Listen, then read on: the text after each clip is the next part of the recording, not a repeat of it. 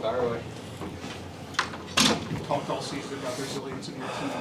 You know, where do you put this win as far as quality efforts and you know, mental toughness from your group? Well, we're trying to win 2 in a row, right? We haven't done it in quite a while. Played at a speed that I don't know what speed we were playing at in the first period, and give them credit. They rebounded and found a way to get involved. So this time of year, after a good win we had the other night, playing against one of the top teams in the league, and to come back against them, it gives you a little bit of juice as we push forward here. Throughout the season, guys go on hot streaks that they'll be scoring for a few weeks, but for Noah Cates, has this gone on long enough for you that you can look at him and say, you know, maybe not he's going to keep scoring to this degree, but that this is kind of his new normal? Yeah, well, each. I mean, look at his second goal. Look what he does.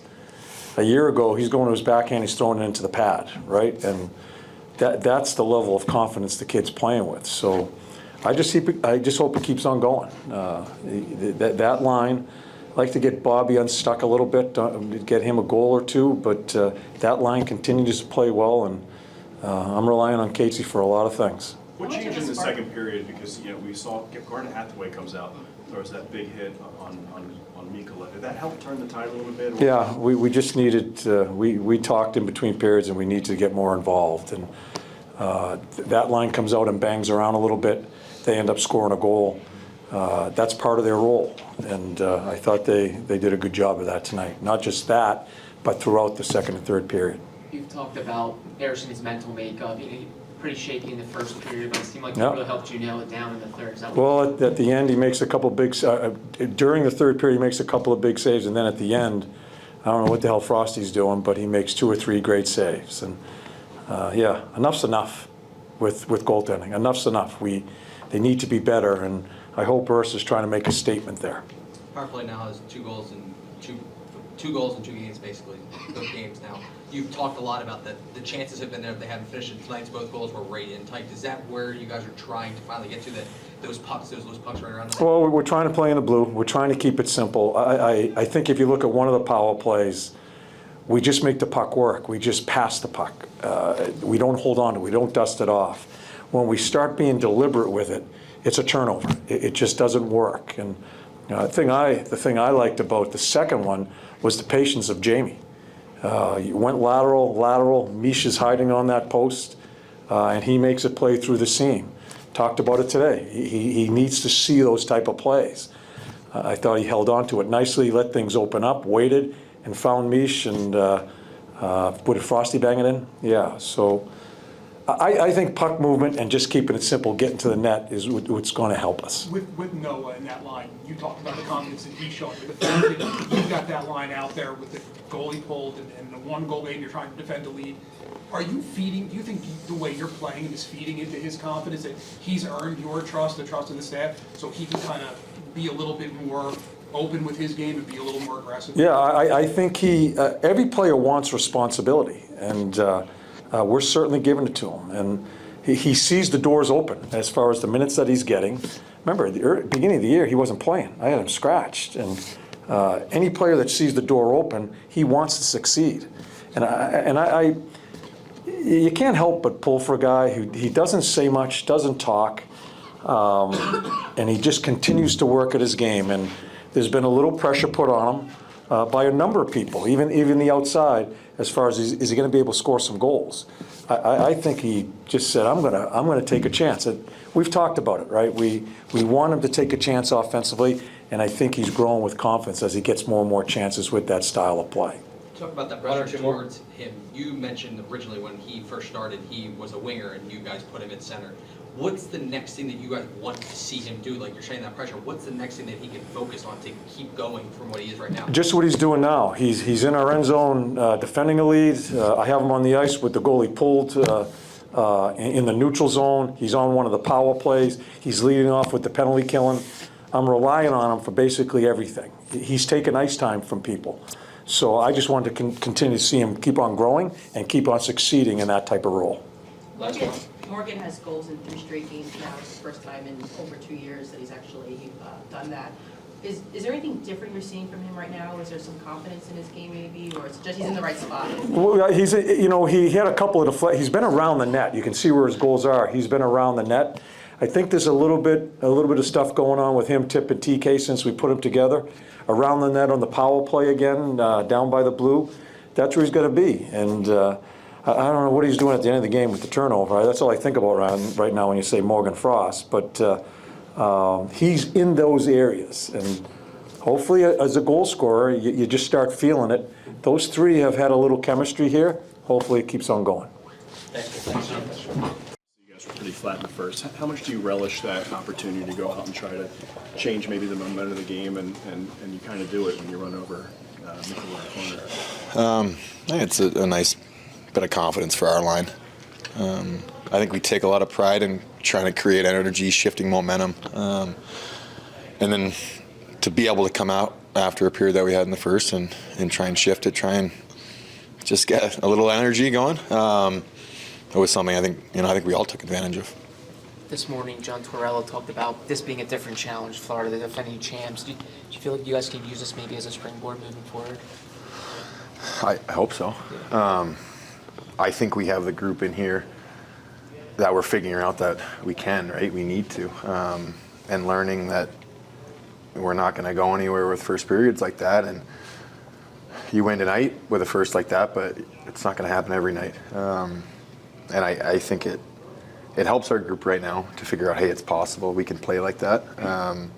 And I think even more the reality check of you can't take it for granted. You got to go out and start that way in order to be successful.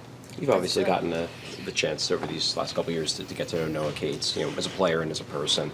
What's it like as a teammate when you see a guy like that, see him take the leap it seems like he's doing right now? It's unbelievable. I was saying I did the radio before this, but I could stay here probably all night and talk to you guys about Noah and just what he means to this team, to the organization, to day in and day out at the rink, coming here, just the way he approaches it.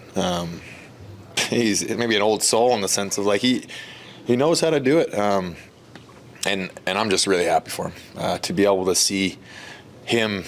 You say take a step, but to keep going to his potential. I don't think he's done either, right? He plays the game the right way, and I think if he keeps doing that and he knows that'll lead to offense, he'll be here for a long time doing a lot of great things. That's 8 comeback wins in the third period for you guys. What's kind of the secret maybe to coming back in the third like that over and over again? Being down going in the third, which I don't like at all. It's a process, right? I say that word over and over again, but I think I figured out as long as I've been playing, it's like you can't just come out and expect to win. And if you come out playing like you don't, not the way you want to play, you have to find a way to change that and build off of it. And when you're playing well, you need to build off of it. You always have to keep moving in that right direction. And tonight we had a reality check after the first. And I won't go into what we talked about, but it wasn't positive. But it was, hey, let's be ready to fix this thing, and what do we need to do it. Play the first, especially with how we played last game, and obviously a different team that we're playing against. They came hard, forechecked hard, took away the walls, and just needed to execute better, make quicker plays. And I thought we started to do that, coming out into the second period, and made a game of it, and started playing our game, and you get rewarded that way. Travis, you never want to have to chase a game, but you guys have come back quite a few times this year. How much confidence is in the room that you have to play that way? You're capable of doing it. Yeah, our mindset every game is just to continue to stay patient, keep pushing, play our game. Bounces are going to start to go, and we do that a lot, and that's a credit to our locker room and our guys that we don't fold and move on to the next game. It's continuing to push and just see what happens, and I was happy with the result. How impressive is it to see Sam kind of come back from that first period too? Yeah, I'm sure. Just like the rest of us, we weren't happy with our first period, and so that save that he makes in the third period just goes to show, I think, his competitiveness and how much he cares and wants to make a difference, and really happy for him getting the win. Thanks. 16-0 when leading after 2. What does that mean to you guys that you can come back against a team like that? Yeah, I think obviously we'd rather have the lead going into the third, but I think there's been a fair amount of times where we've come back in the third and at least tied up the game and sent it to overtime. So we're a resilient group and never feel like we're out of the game. Was something said after the first period, and by who, by how many? Yeah, we had a talk in here. Obviously, I think that first period was pretty dead, and we weren't moving our feet, we weren't moving the puck very quick. So yeah, definitely heard a couple things, but I thought we bounced back well after that, and yeah, when we play like that, I think we're a really good team. This is 3 straight games for you with wins now. Where do you think you are in terms of your game, and is it just being in the right spot at this point, or is there something you're doing? Yeah, it's a couple lucky bounces on a few of them. Obviously tonight it's kind of just sitting there for me, but yeah, I think trending upwards from the start of the year, and something I just want to keep building on, and I want to be a difference maker out there. So keep ramping it up and hopefully keep it going, I guess.